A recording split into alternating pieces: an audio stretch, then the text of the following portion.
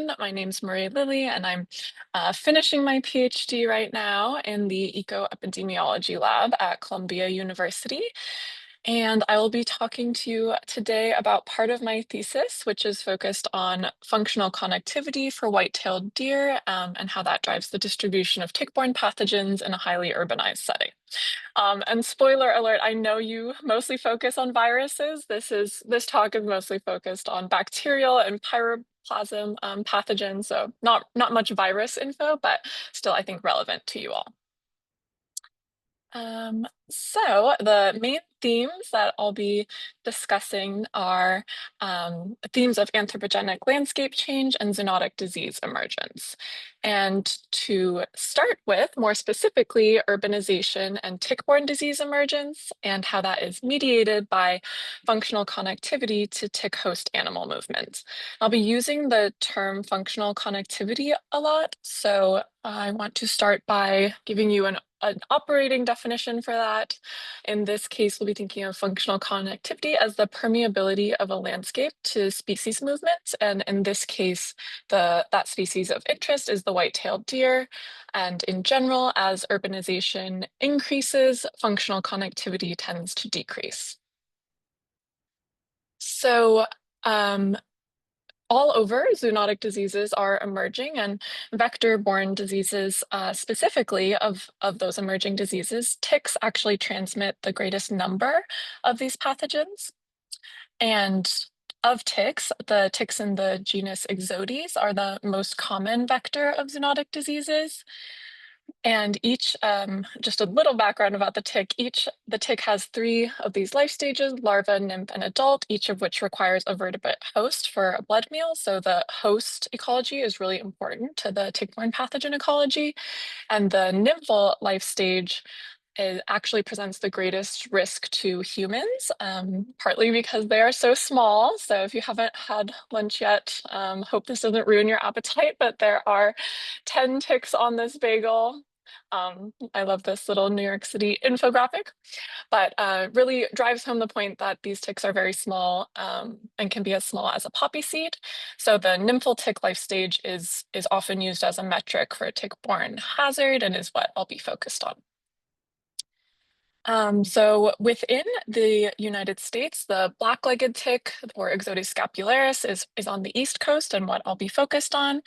And tick-borne diseases across the United States, their geographic distribution varies, with the Northeast being a hotspot for both ticks and tick-borne disease cases. And these 3 diseases, Lyme disease, anaplasmosis, and babesiosis, are what I am focused on, transmitted by this tick and caused by Borrelia burgdorferi, Anaplasma phagocytophilum, and Babesia microti.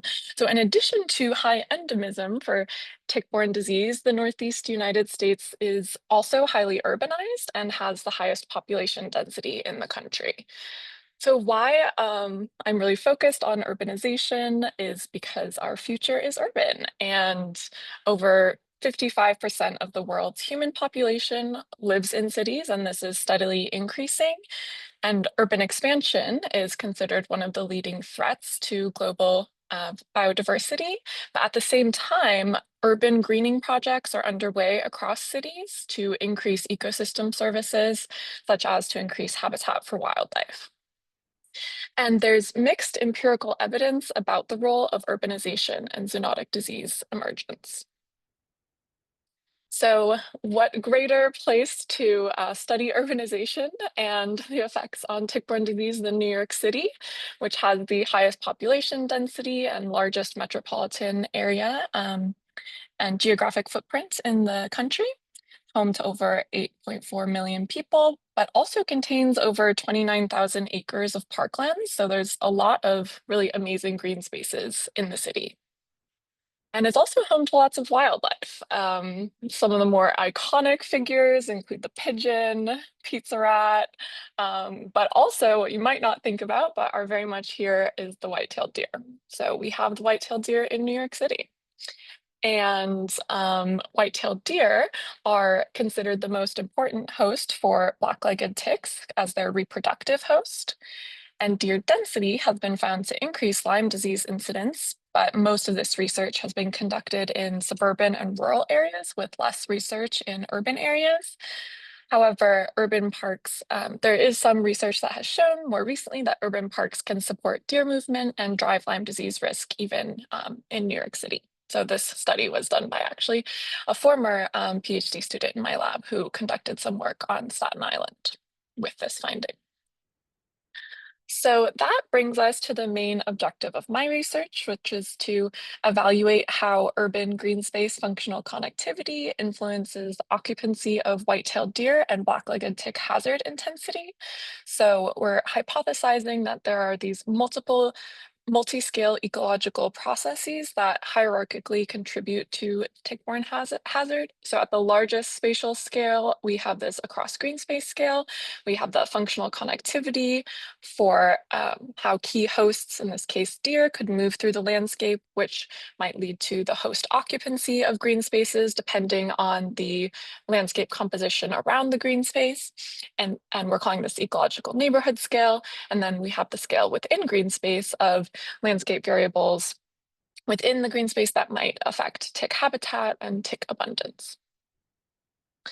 So to go about answering this question, we collected tick and deer data from 2022 to 2023 across 38 sites from Staten Island through Brooklyn, Queens, Nassau, and Suffolk County on Long Island, spanning, if you kind of squint, you can see it's actually a pretty nice urbanization gradient with the very red being more urban and green more forested areas.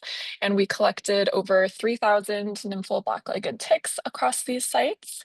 And we deployed 44 wildlife camera traps that resulted in nearly 5,000 camera trapping days and 4,690 photos of deer at 19 of the 44 sites. So using this camera trapping data, I constructed deer occupancy models and evaluated various landscape features as predictors. So I'll focus here on the functional connectivity metric, which I used circuit theory methods and the Omniscape algorithm to omnidirectionally model current flow over a resistance surface, which I derived from NLCD land cover data based on literature values about their potential permeability to deer movement. And through that, I was able to create a continuous surface of modeled functional connectivity for deer movement. And then I also evaluated several other predictor variables that were selected based on known and hypothesized associations with deer. So what we found was that functional connectivity within a 1,000 meter buffer around the green space, which actually represents approximately the same size as a deer's typical home range. So that was nice that that lined up, was the strongest predictor of white-tailed deer occupancy. And percent tree canopy cover and impervious surface were also predictive. And as you can see, there's a pretty sharp threshold really for all three of these landscape variables, but especially for our functional connectivity metric, where before reaching total predicted probability of deer presence. And then using the deer occupancy along with other landscape variables, I predicted, or I ran models to predict nymphal tick density. And for the results from the tick hazard model, we found that the deer occupancy together with percent tree canopy cover within the green space, so at the scale of the kind of the microhabitat, were the most predictive of the nymphal black-legged tick abundance across all of these sites. And then this here is a map of the functional connectivity with the yellow being more connected and the purpley blue less connected, and then the deer occupancy values, as well as the nymphal black-legged tick collections overlaid. Then for our pathogen infected nymphal tick density, I also found that white-tailed deer occupancy was the most predictive of the density or number of infected nymphs with each of these pathogens, Borrelia burgdorferi causing Lyme disease, Babesia microti causing babesiosis, and Anaplasma phagocytophilum causing anaplasmosis. And this is pretty interesting because white-tailed deer do not host these pathogens, or they actually don't host Borrelia at all, and they're not the dominant host for these other two pathogens, but the deer occupancy was still the most predictive of the number of infected nymphs with them, perhaps because there's a density dependence for these pathogens of ticks for these pathogens to be able to persist. And then other landscape variables, specifically the percent impervious surface around the green space, was also highly predictive of these pathogens.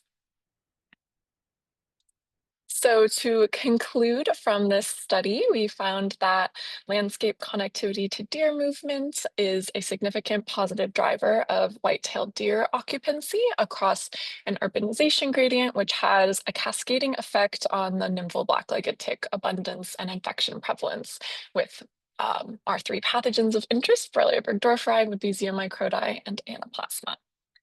And through this work, we've identified a potential connectivity threshold required for deer occupancy and for tick hazards in this urban setting, and have since collaborated with local public health officials at New York City Health on targeted surveillance and messaging. And another project that has kind of followed up or come from this, I've worked with a postdoc in my lab on mapping tick hazards based on some additional collections and using this functional connectivity metric as well as impervious surface to predict fine-scale tick hazards across a large urban landscape. And these maps can then be used for more specific mitigation planning. And then I would like to kind of leave you with the message that there are many positive benefits of landscape connectivity in urban areas, but as urban areas continue to grow and these regreening strategies are embraced, it's also important to recognize the potential negative hazards associated with regreening and adapt accordingly. And yeah, that concludes this work. I would like to thank the co-authors on this study, my entire lab, the parks departments, many, many parks departments that we were able to conduct this research on, and collaborators with New York City Health, the Urban Wildlife Information Network. And I would like to acknowledge that this research was conducted on the native lands of the Lenape, Matinecock, Merrick, Nisequag, and Massapequas. And yeah, that concludes this. If anyone has any questions, this research was published earlier this year and this QR code should take you to the paper if you want to read it.